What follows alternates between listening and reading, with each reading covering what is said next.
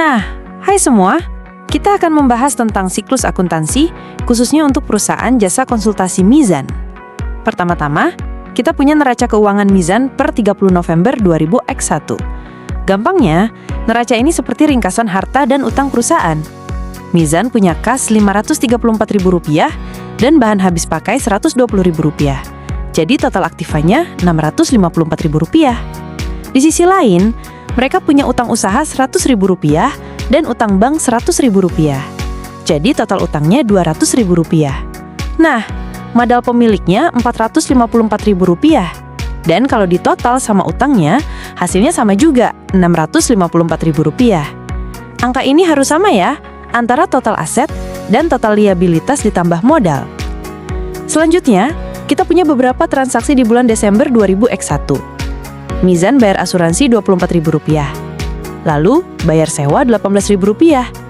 Mizan juga dapat uang tunai Rp500.000 dari jasa konsultasi. Ini kabar baik nih. Mereka beli bahan habis pakai lagi, tapi kali ini ngutang Rp35.000. Mizan melunasi utang usaha yang Rp100.000. Bagus, utangnya berkurang. Bahan habis pakai senilai Rp15.000 sudah terpakai. Mizan bayar biaya jasa bank Rp5.000. Terakhir, Tuan A, pemilik Mizan, ambil uang Rp25.000 buat keperluan anaknya. Ini namanya prive ya. Dari data ini, kita diminta untuk bikin jurnal untuk mencatat semua transaksi bulan Desember itu, memasukkan semua transaksi ini ke akun-akun yang sesuai, jangan lupa masukin saldo awal dari neraca November, membuat laporan laba rugi, laporan perubahan ekuitas, laporan arus kas untuk bulan Desember, dan neraca per 31 Desember 2000X1. Siap untuk mencatat dan menghitung? Mari kita mulai. Oke, kita mulai dari yang pertama nih. Membayar iuran asuransi Rp24.000. Apa sih asuransi itu? Gini, bayangin aja kamu baru beli HP baru, terus takut rusak. Nah, biar aman, kamu bayar asuransi kan? Jadi, kalau rusak, ada yang bantu benerin. Asuransi itu kayak penjaga atau jaring pengaman buat kita dari hal-hal yang nggak terduga. Perusahaan Mizan juga punya asuransi, mungkin buat kantornya, karyawannya, atau barang-barang penting lainnya. Jadi, di transaksi ini, perusahaan Mizan ngeluarin duit Rp24.000 buat bayar penjaga itu. Gampangnya ini kayak kamu bayar langganan internet di rumah tiap bulan. Duit keluar, tapi kamu bisa internetan dengan tenang. Paham ya? Lanjut ke yang kedua.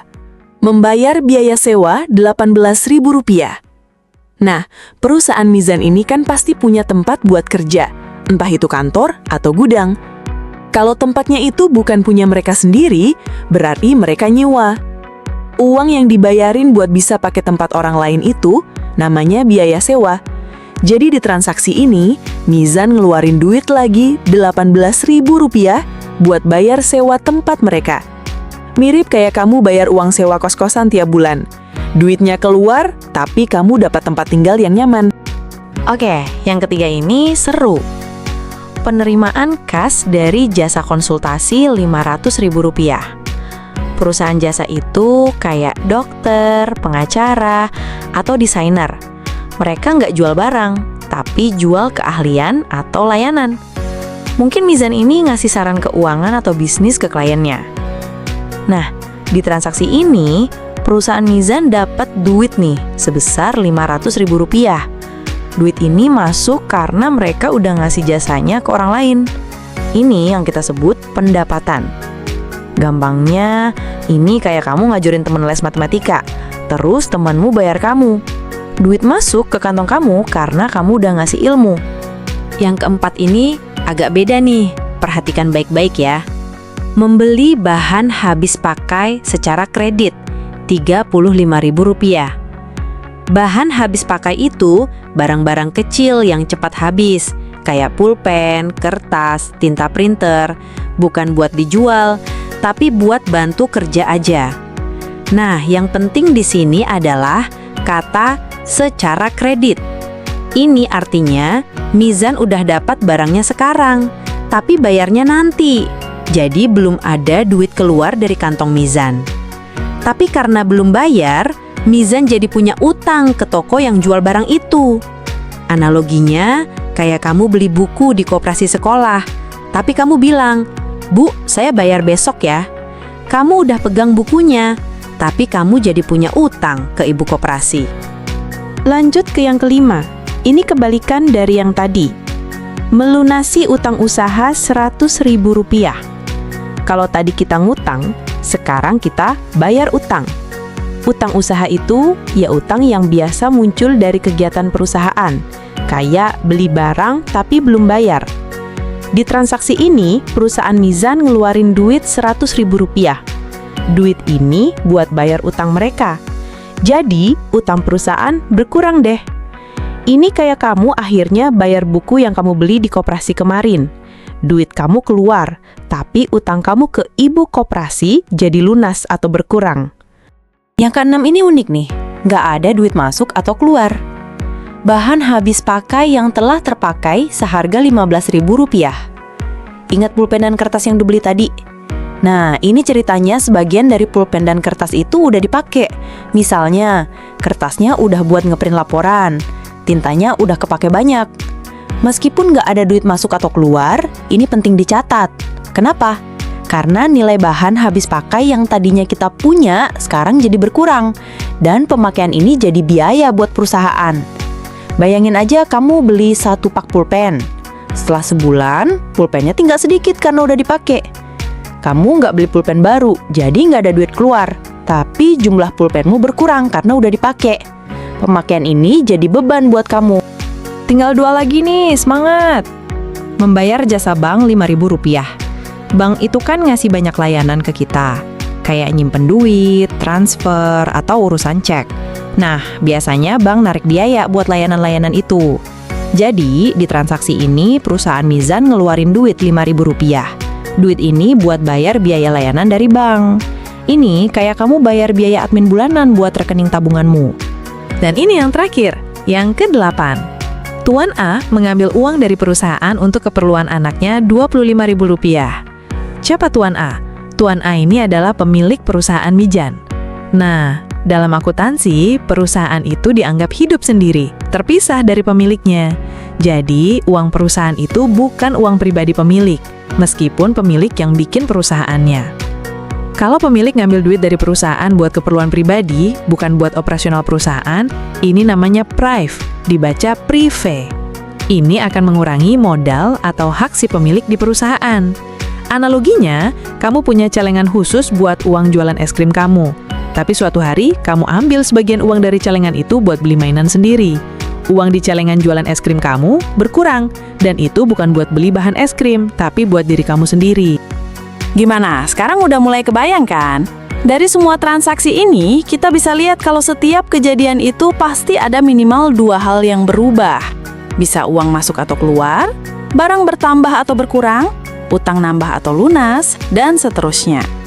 Inilah dasar dari akuntansi, mencatat setiap cerita keuangan dengan rapi dan seimbang. Nanti, dari catatan-catatan ini kita bisa tahu berapa sisa uang perusahaan, berapa utangnya, berapa keuntungannya, dan lain-lain. Halo semua, kita akan belajar gimana caranya menyusun buku besar.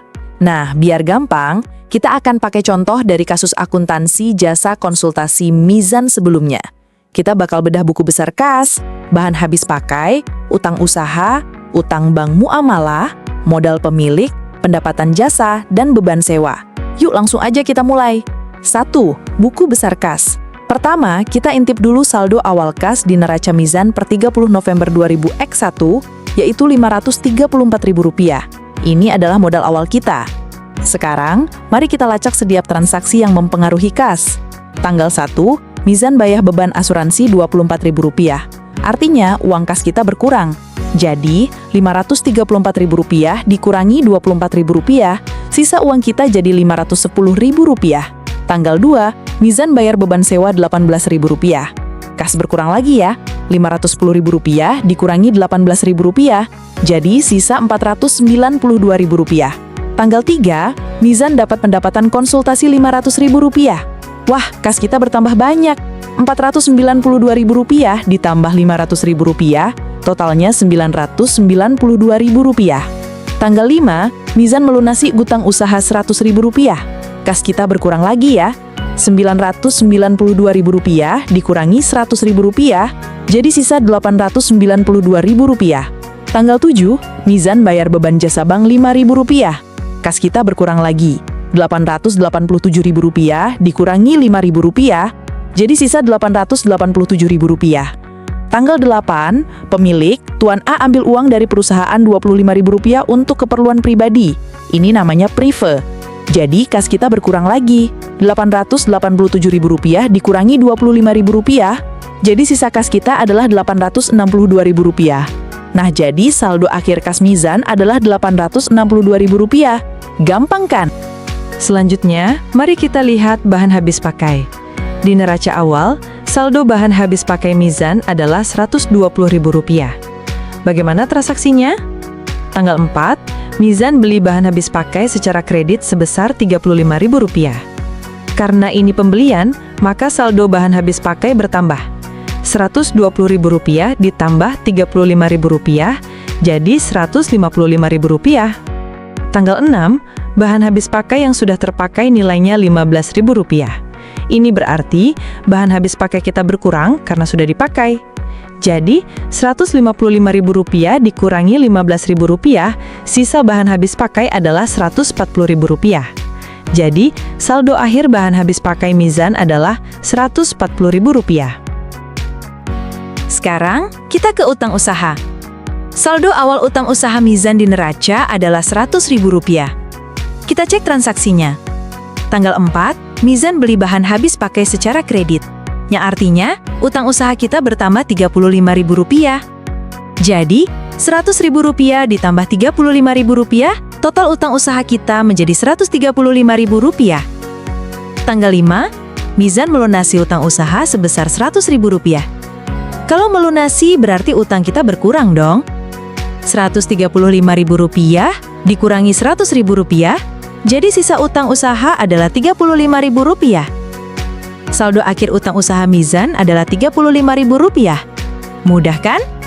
Selanjutnya, utang bank muamalah.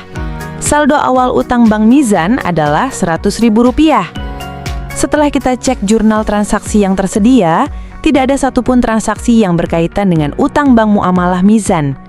Jadi, karena tidak ada penambahan atau pengurangan, saldo akhirnya tetap sama.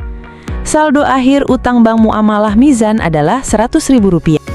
Nah, untuk modal pemilik, kita lihat lagi neraca awal Mizan per 30 November 2000X1. Di sana tertulis modal pemiliknya itu Rp454.000. Ini jadi saldo awal kita untuk buku besar modal pemilik. Nah, ada satu transaksi yang ngaruh ke modal ini, yaitu tanggal 8. Pemilik, Tuan A, ambil uang dari perusahaan sebesar Rp25.000 untuk keperluan pribadi. Ini namanya prive. Prive itu mengurangi modal ya. Jadi, dari saldo awal Rp454.000, kita kurangi dengan Rp25.000. Hasilnya, saldo akhir modal pemilik Mizan adalah Rp429.000. Gampang kan? Saldo awal dikurangi prive, langsung ketemu deh saldo akhir modalnya. Selanjutnya, kita bahas pendapatan jasa. Kalau akun pendapatan itu biasanya saldo awalnya 0 di awal periode akuntansi. Ada satu transaksi yang masuk ke pendapatan jasa, yaitu tanggal 3. Mizan terima uang dari konsultasi sebesar Rp500.000. Ini artinya pendapatan jasa Mizan bertambah. Jadi dari saldo awal yang 0, kita tambahkan Rp500.000. Oke, sekarang kita bahas beban sewa. Seperti akun-akun beban lainnya, saldo awalnya itu 0 di awal periode akuntansi. Artinya di awal bulan belum ada beban sewa yang tercatat. Nah, ada satu transaksi penting yang berhubungan dengan beban sewa ini, yaitu tanggal 2 Mizan bayar sewa sebesar Rp18.000.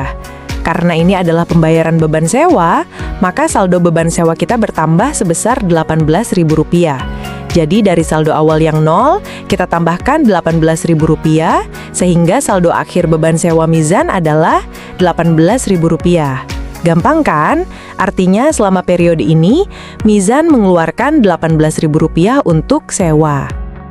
Nah, untuk akun beban asuransi, seperti akun beban pada umumnya, saldo awalnya itu 0 di awal periode akuntansi. Artinya, sebelum ada transaksi, belum ada beban asuransi yang tercatat.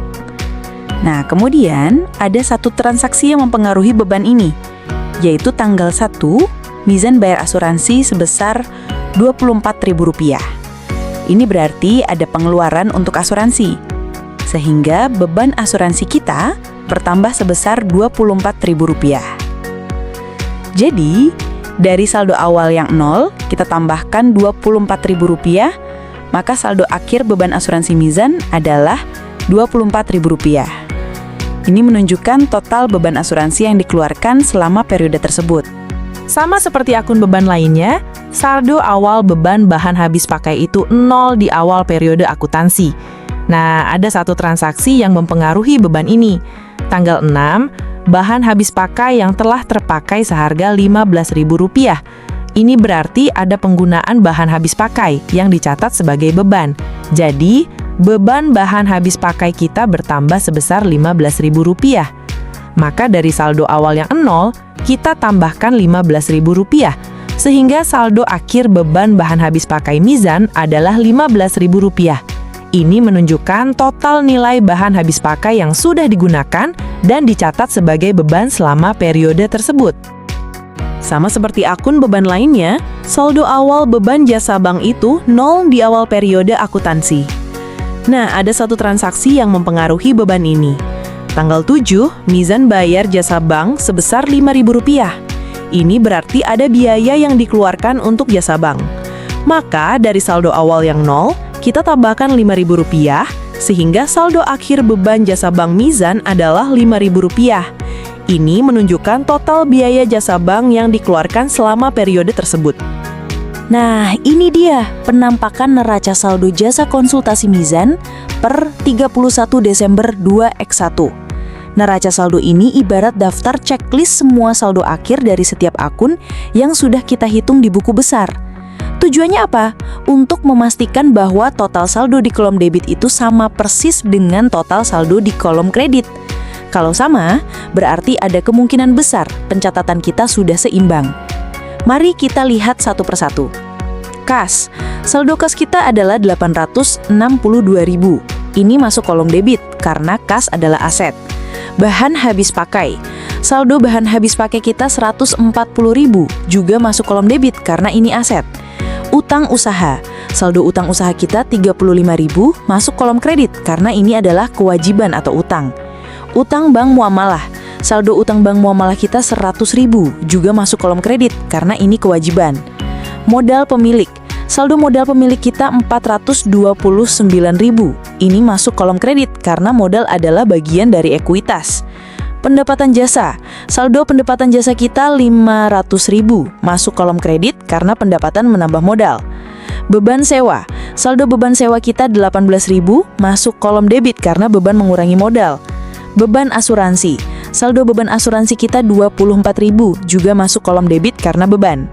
Beban bahan habis pakai. Saldo beban bahan habis pakai kita Rp15.000, juga masuk kolom debit juga. Beban jasa bank. Saldo beban jasa bank kita Rp5.000, masuk kolom debit. Setelah semua saldo dimasukkan ke kolom debit atau kredit sesuai jenis akunnya, kita jumlahkan total debit dan total kredit. Dan lihat, total debit kita Rp1.064.000 dan total kredit kita juga Rp1.064.000. Ini menunjukkan bahwa neraca saldo kita seimbang.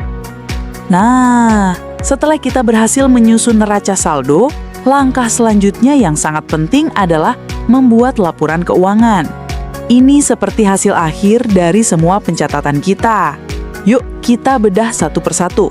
Mulai dari laporan laba rugi jasa konsultasi mizan sampai neraca.